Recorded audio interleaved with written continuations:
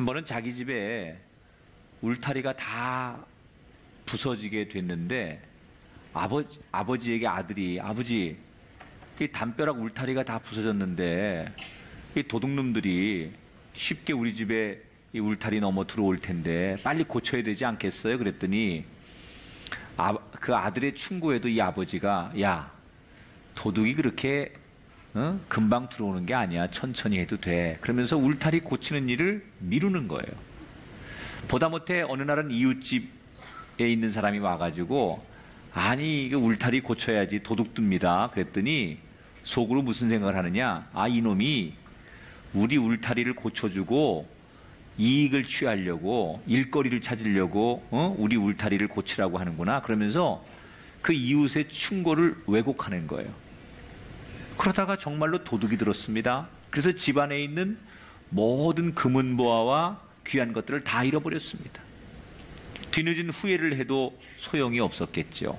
그런데 이때부터 이 사람이 자기에게 충고해준 아들과 이웃에 대해서 전혀 다른 말을 하기 시작하는 거예요. 사람들에게 뭐라고 얘기를 하느냐, 자기 아들에 대해서는 우리 아들 녀석이 선견지명이 있다고, 어떻게 도둑이 들 걸 알고 아버지 미리미리 울타리 고쳐야 된다고 그렇게 말했는데 내가 안 고쳤다고, 우리 아들 말을 들었어야 되는데 우리 아들은 그 앞을 보는 능력이 있는 녀석이라고, 이렇게 아들을 칭찬하는 거예요. 그런데 울타리를 고쳐야 된다고 충고했던 이웃에 대해서는 뭐라고 말하느냐, 그놈이 도둑일지도 모른다고, 아마 내 생각에는 그놈이 도둑일 것 같다고, 이러면서 그 사람을 평가절하하고 왜곡하는 얘기를 했다는 거죠. 여러분, 사람이 그냥 전해오는 말을 그대로만 들어도 인생이 많은 불행을 벗어날 수 있어요. 그런데 때로는 전해오는 말을 그대로 알아듣지 않고 이거를 곡해하고 왜곡하고 자기 나름대로 이 말을 막 꼬아버리면 이 말이 그대로 내게 올 말이 오지 않게 돼요. 누군가가 내게 사랑의 말을 하고 조언을 하면 그대로 들으면 그게 복입니다. 그런데 너무나 당연한 이야기를 그대로 듣지 않기 때문에 인간이 불행해지는 거예요. 하나님이 우리에게 이렇게 살면 복이 있을 것이다 라고 말씀하셨어요. 이런 길로 가면 너희들이 악한 길이 될 것이다 라고 말씀하셨어요. 그러면 인간이 그 말을 그대로 받아들이면 복 있는 사람이 되고 의의 사람이 될 텐데, 우리는 하나님이 주시는 말씀을 그대로 받아들이지 않아요. 온갖 핑계를 대기도 하고 이유를 대면서 그 말씀을 실행하지 않죠. 이것을 영적 무감각이라고 하고 또 하나 교만이라고 하는 거예요. 말씀을 주시는데 그 말씀대로 받아들이면 좋은데 그 말씀을 자꾸 거부하고 이유를 대고 핑계를 대서 그 말씀을 지키지 않는 것, 그것이 인간이 짓는 교만의 죄라는 거예요. 오늘 누가복음 6장에 소위 평지설교라고 하는 게 나와요. 이 내용은 마태복음에 나오는 산상수훈하고 같은 내용입니다. 그런데 왜 누가복음에서는 평지설교라고 하느냐? 이스라엘 땅은요, 산과 평지가 사실 별 차이가 없습니다. 그러니까 우리나라처럼 이렇게 산악지대가 있고 평야지대가 있고 많이 구분되는 게 아니라 이 유대 땅은 그냥 대개는 평지인데, 평지를 가다가 조금 올라가면, 높은 데 올라가면 그걸 산이라고 하고, 그 높은 데서 그냥 좀 내려오면 그걸 평지라고 해요. 실제로 산 같지 않은 산인데 조금만 올라가면 산이고 거기서 내려오면 평지인데, 예수님께서 조금 높은 데 올라가 설교하면 그걸 산상설교라고 하셨고, 이렇게 그냥 평지에서 설교하면 그걸 평지설교라고 했다는 거죠. 그래서 누가복음에서는 평지설교라고 하고 마태복음에서는 산상설교라고 했다는 거죠. 자, 오늘 말씀에서 예수님께서 복 있는 사람과 저주를 받는 사람의 길에 대해서 그대로 말씀을 하셨어요. 복 있는 사람과 화를 입는 사람은 어떤 사람이냐? 사복을 얘기하고 사화를 얘기했어요. 네 가지의 말씀을 지키면 복 있는 사람이고, 네 가지의 말씀을 따라가지 않으면 화 있는 사람이 될 것이다 라고 말씀했어요. 자, 우선 어떤 사람이 복 있는 사람이냐? 이 복 있는 사람에 대한 예수님의 말씀을 들어보면 세상에서는 잘 살고 잘 입고 잘 먹는 걸 복이라고 해요. 그런데 예수님은 조금 우리가 이해할 수 없는 얘기를 복이라고 말합니다. 자, 어떤 얘기를 하냐? 20절을 같이 읽어볼게요. 우선 같이 읽습니다. 시작. 너희 가난한 자는 복이 있나니 하나님의 나라가 너희 것이며. 자, 세상의 눈으로 보면 가난은 절대 복이 아닙니다. 세상에서의 이 눈에서는 가난이라고 하는 것은 화를 입은 사람이고 멸시를 당하는 사람이 가난한 사람이에요. 그런데 오늘 성경의 예수님은 오히려 가난한 사람이 복이 있다라고 말하고 25절에는 거꾸로 이렇게 말합니다. 화 있을진저 너희 지금 배부른 자여 너희는 주리로다 라고 말했어요. 예수님이 우리의 눈높이에 해당하는 말씀이 아닌 조금 이해할 수 없는 얘기를 하셨어요. 배부른 사람이 지금 배부르게 살면 그게 화를 입는 길이고, 오히려 지금 가난하게 살면 그게 복 있는 사람이다. 자, 제가 여러분에게 물어볼 테니까 생각 없이 아멘하지 마시고 잘 동의가 되면 아멘하세요. 그냥 무턱대고 그냥 눈 감고 그냥 뭐라고만 하면 아멘하면 그러지 말고, 아, 이 말이 정말 내가 동의가 되고 내가 그렇게 믿습니다라고 할 때 아멘을 하셔야 돼요. 예수님이 분명히 가난한 자는 복이 있나니 그러셨어요. 이 말씀을 믿으십니까? 생각하고 아멘하라니까. 이렇게 다시 얘기할게요. 가난한 자는 복이 있나니, 이 말씀을 동의하십니까? 저분들은 믿음이 좋든지 생각이 없든지 가난한 자는 복이 있나니. 여러분, 이게 어떻게 가난한 게 복일까요? 도무지 세상 사람들은 이 말을 현실적으로 받아들일 수 없는 얘기예요. 자, 우선 예수님이 그냥 진짜 우리가 아주 가난하고 없이 살고 빈궁하게 살면 그게 복 있는 거다라고 말씀하신 건 아닐 거예요. 가난이라고 하는 것의 특징이 뭘까? 가난한 사람들은 내가 힘이 없기 때문에 누군가의 도움을 기대하게 돼 있어요. 이게 가난한 사람들의 특징이에요. 내가 너무 가난하고 힘들면 누군가의 힘을 얻고 싶은 것이 가난한 사람들의 심리예요. 다시 말하면 누군가를 의지하고 싶죠. 도움을 받고 싶죠.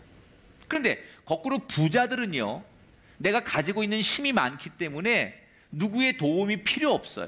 그래서 누군가의 그 사랑이나 누군가의 관심이나 누군가의 도움에 대해서 나는 필요 없다고 생각을 하지요.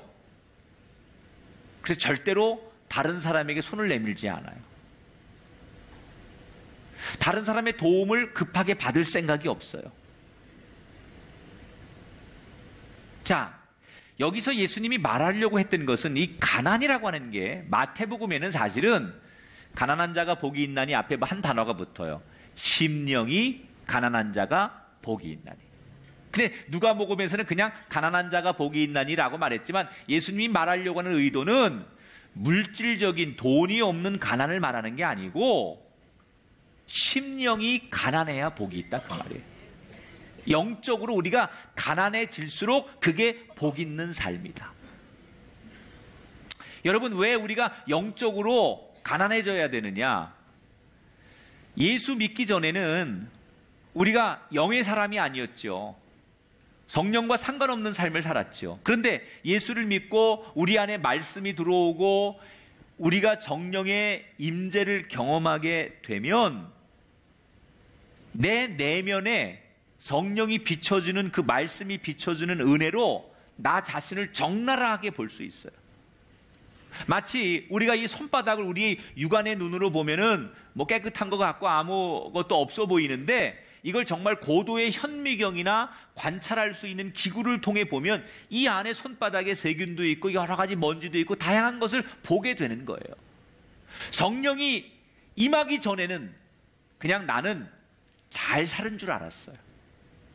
내가 지금까지 별탈 없이 나는 그냥 잘 살아온 사람이고 열심히 살았으니까 문제 없는 사람이다, 이렇게 내가 생각했어요.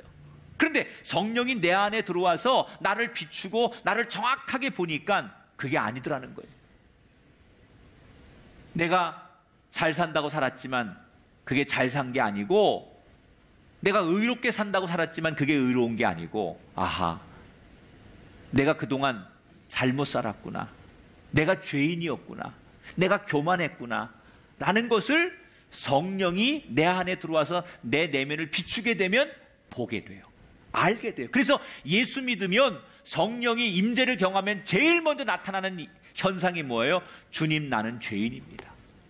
베드로에게 예수님이 나타나셔서 나를 따르라고 말했을 때 그가 나타났던 현상, 저곳에 그물을 던져서 고기를 잡으라고 예수님께서 말씀하셨을 때 고기를 잡고 나서 베드로에 나타났던 첫 번째 현상이 뭐예요? 주님, 나는 죄인이니 나를 떠나소서.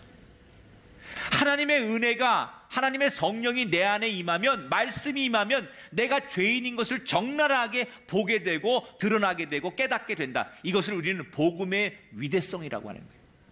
복음이 그 사람에게 들어가면, 복음이 그 가정에 들어가면, 복음이 그 민족에게 들어가면 내가 알지 못하던 것 깨닫게 되고 내가 보지 못하던 것을 보게 된다는 거예요.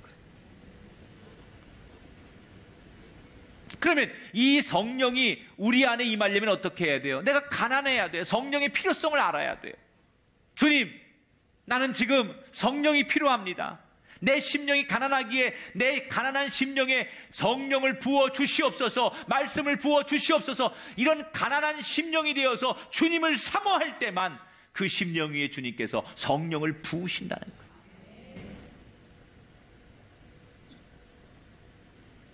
21절 상반절에 뭐라고 나와요? 따라합시다. 줄인 자가 복이 있나니. 줄인다는 것은 굶주림을 말하는 굶주림. 여기서 말하는 굶주림은 양식에 대한 굶주림이 아니라 하나님 말씀, 영의 양식에 대한 배고픔을 말하는 거예요.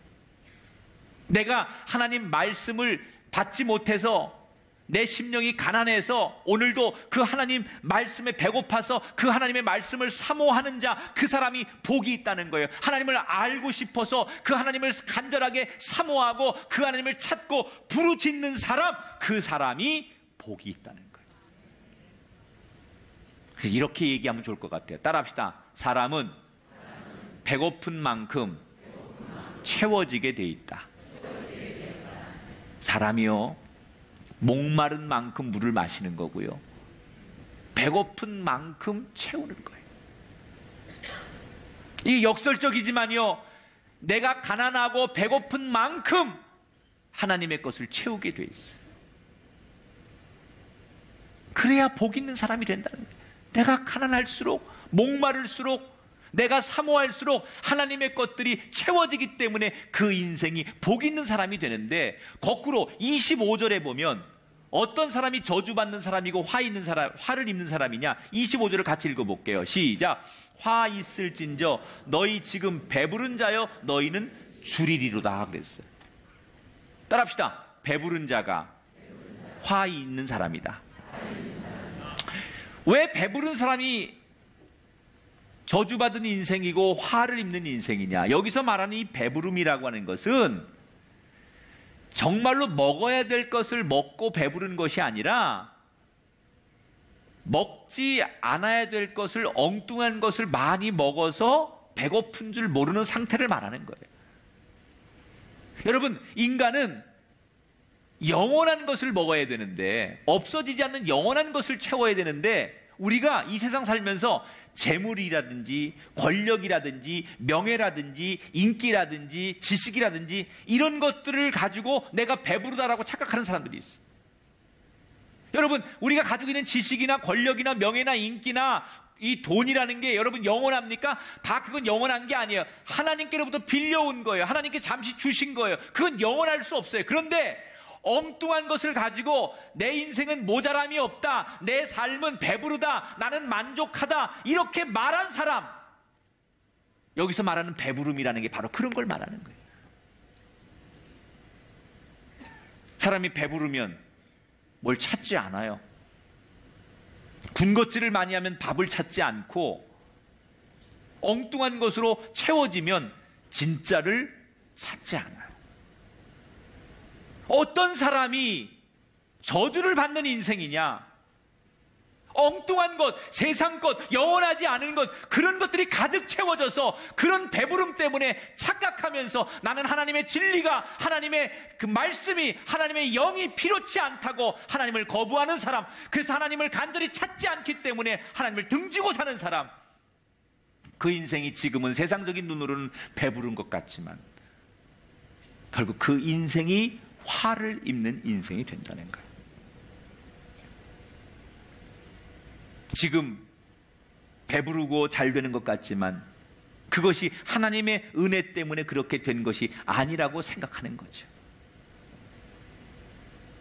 그러니까 여기서 말하는 사복과 사화는 우리의 눈과 하나님이 보시는 눈이 다르다는 거예요.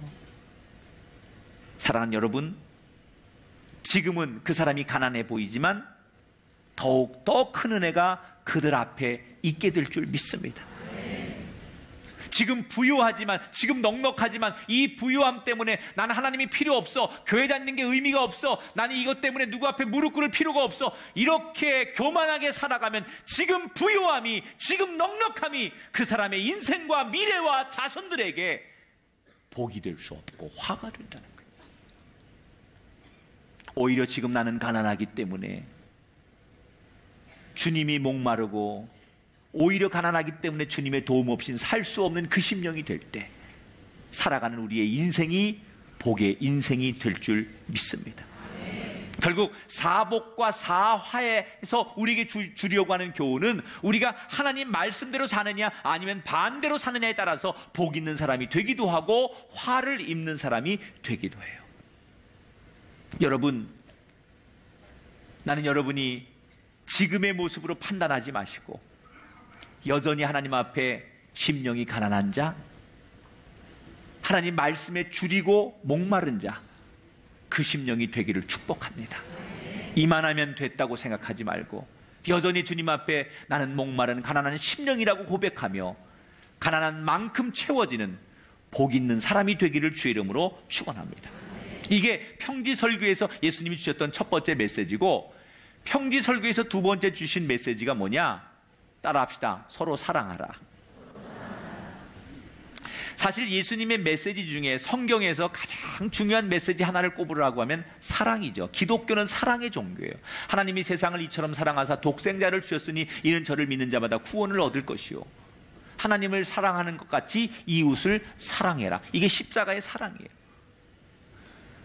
그런데 예수님께서 오늘 이 설교를 2000년 전에 유대인들에게 이 설교를 하시는데 이 사랑이라고 하는 설교가 유대인들의 가슴에 와닿지를 않았어요.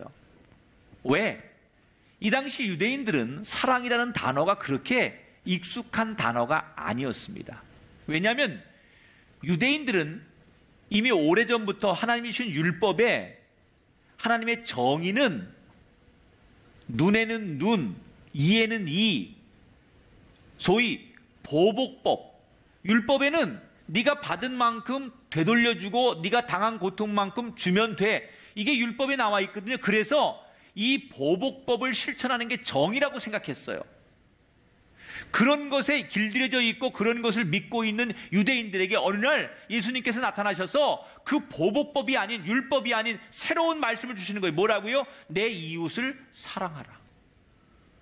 사랑이라는 단어가 참 좋은 단어지만 그 당시 유대인들에게는 이 보복법에 완전히 적응되어 있고 이 보복법을 붙들고 있는 이 유대인들에게는 이 사랑이라는 단어가 와닿거나 익숙한 단어가 아니라는 거예요. 너무 낯선 단어예요.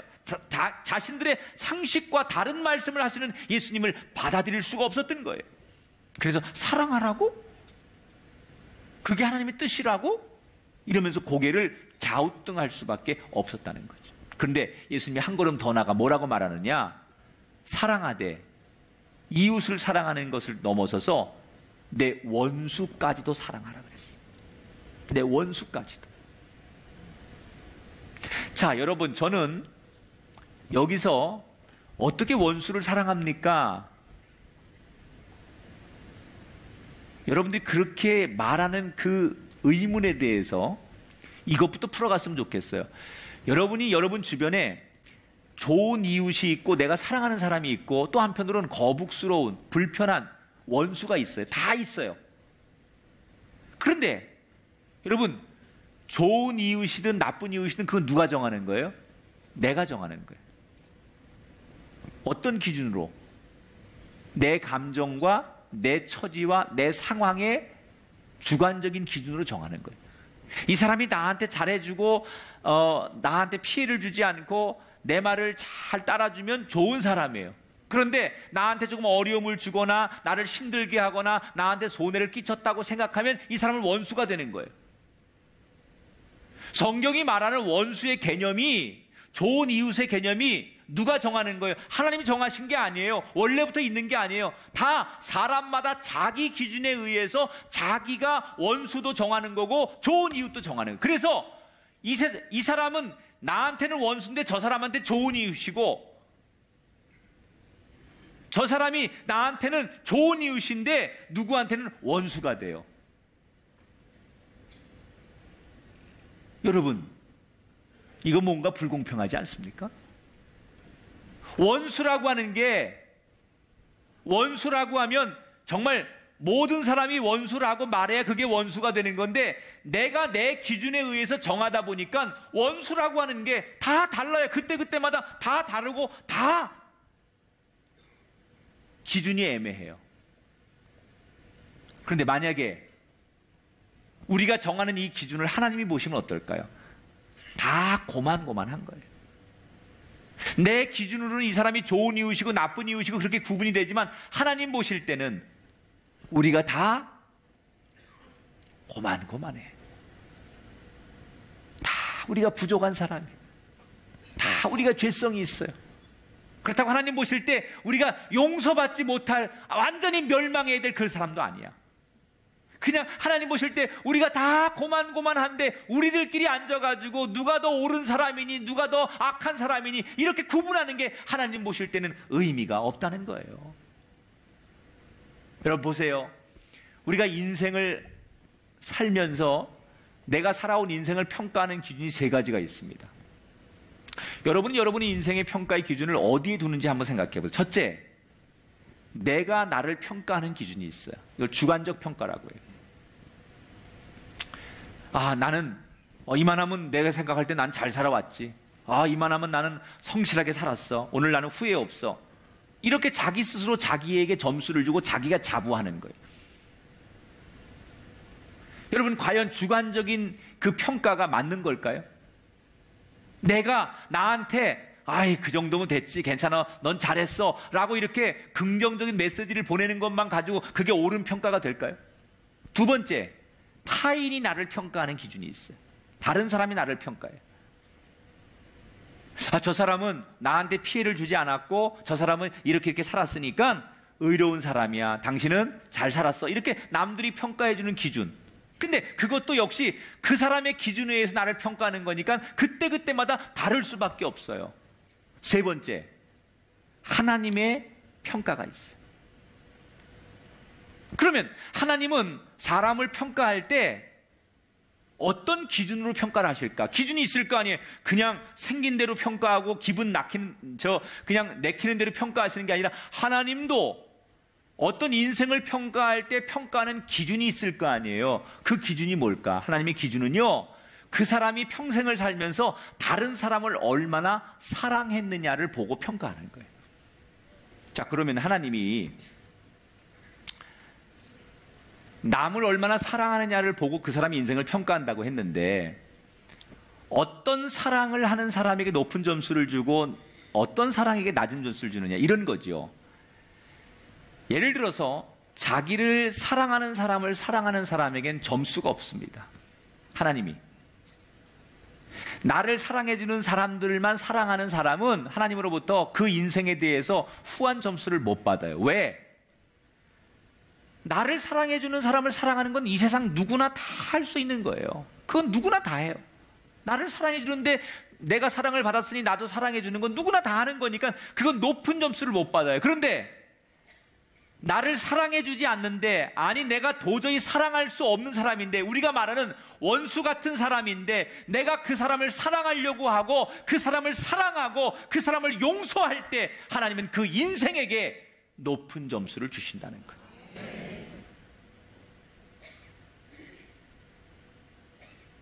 그러니까 우리 기준으로 생각하면 사랑할 만한 사람만 사랑하게 돼 있어요. 내 기준으로 하면 싫은 사람은 절대 못 사랑해요. 오늘 성경에 27절 28절에 너희 원수를 사랑하며 너희를 미워하는 자를 선대하며 너희를 저주하는 자를 위하여 축복하고 너희를 모욕하는 자를 위해 기도해라. 29절에 보니까 여러분, 이 뺨을 치는 자에게 저 뺨도 돌려대고 내 겉옷을 빼앗는 자에게 속옷도 거절하지 말아라. 너무 유명한 얘기인데 여러분, 이 말이 동의가 됩니까? 동의가 되면 아멘 좀 해봐요. 아니, 아멘한 사람 불러놓고 한번 시험해 보려고요. 이 뺨을 치는 자에게 저 뺨을 돌려대고 겉옷을 빼앗는 자에게 속옷도 주어라. 아니, 아멘하면 한번 나와보세요. 내가 한번 겉옷 쳐보게 오늘. 안 되잖아요. 이게 여러분 아무리 하나님 말씀이지만 잘 안 되잖아요. 이런 사람 우리가 할 수 있을까요, 과연? 여러분, 현대인들은 사랑이라는 말이 너무 흔해요. 노래 가사에 사랑이라는 단어가 너무 많이 나오고 드라마, 영화에 사랑이라는 주제가 너무 많이 넘쳐 나오다 보니까 사람들은 사랑이라는 것을 쉽게 생각합니다. 그러나 사랑은 참 어려운 거예요. 여러분, 예수님이 가르친 사랑을 우리가 어떻게 해요? 나를 모욕하는 사람, 나를 음해하는 사람, 이 사람 여러분 사랑할 수 있습니까? 나를 괴롭히는 사람 여러분 무한히 사랑할 수 있습니까? 아마 제일 먼저 고소할 거예요. 사랑보다 고소가 빠르고요, 원수 사랑하는 것보다 복수가 훨씬 더 빠릅니다. 그래서 사람들은 법대로 하려고 하지 관용하고 사랑하려고 하지 않아요. 근데 예수님은 왜 현실감 없는 얘기를 하시는 걸까? 이게 가능한 얘기일까? 그 근거를 오늘 36절에 예수님께서 말씀하세요. 가능하다는 거예요. 이렇게 하면 가능하다는 거예요. 36절을 같이 읽어볼게요. 시작. 너희 아버지의 자비로우신 같이 너희도 자비로운 자가 되라. 자, 이런 얘기입니다. 우리가 인생의 고통을 느껴본 사람만이 고통에 대해서 이야기할 수 있는 거예요. 예를 들면 자식을 먼저 하나님 나라에 보내고 가슴에 묻은 부모가 있다면 그 고통과 그 아픔을 경험해 봤기 때문에 그런 상황을 만난 사람들을 위로할 수 있는 자격이 있는 거예요. 아주 심한 질병으로 죽음의 사선을 넘나들면서 살아나 본 사람이 있는 경험이 있는 사람이 그런 죽음의 고통과 질병에서 허덕이는 사람에게 위로할 수 있는 자격이 있는 거예요. 왜? 그 경험이 있기 때문에. 여기 36절에서 말하는 너희 아버지의 자비로우신 같이 너희도 자비로운 자가 되라 라고 하는 이 말은요, 하나님의 은혜를 경험해 본 사람만이 하나님의 은혜를 베풀 수 있고 하나님의 사랑을 경험해 본 사람만이 하나님의 사랑을 전할 수 있다는 거예요. 우리가 입밤을 대면 입밤을 돌려대고 겉옷을 달라면 속옷까지 내어줄 수 있는 그것은, 그렇게 원수를 사랑할 수 있는 것은 우리가 착하고 윤리적이기 때문이 아니라는 거예요. 우리 안에 하나님이 계신 사람은, 우리 안에 성령이 계신 사람은, 하나님으로부터 용서를 받아본 경험이 있고 하나님으로부터 사랑을 받아본 사람이, 그런 경험이 있는 사람은 그것 때문에 용서할 수 없는 사람을 용서하게 되고 사랑할 수 있다는 거예요. 그 경험을 한 사람만이 그런 일을 행할 수 있다는 거예요. 그래서 오늘 성경의 사복에 대해서 말씀하시는 거예요. 너희가 가난한 사람이 되어라, 줄인 자가 되어라.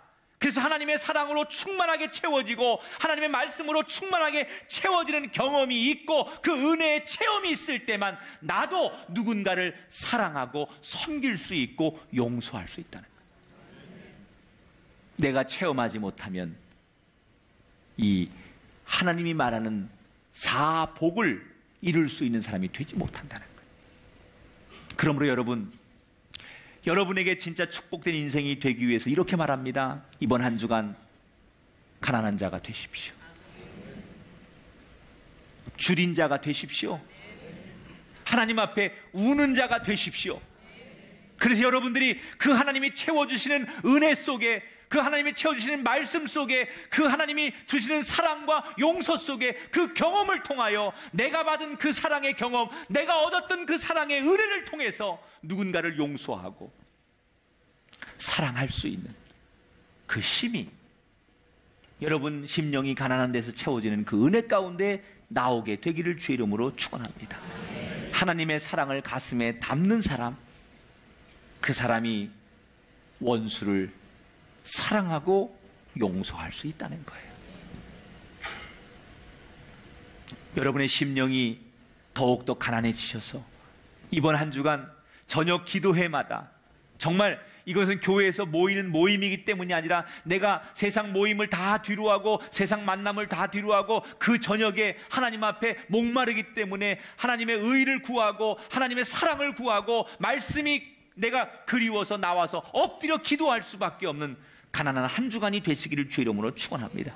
그렇게 은혜에 대해서 목말라 하는 그 심령에 하나님은 분명히 축복으로 응답해 주실 줄 믿습니다.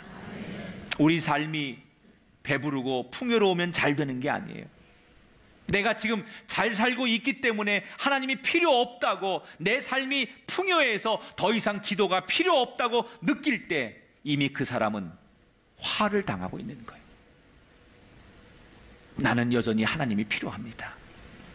나는 여전히 가난합니다. 나는 여전히 줄입니다.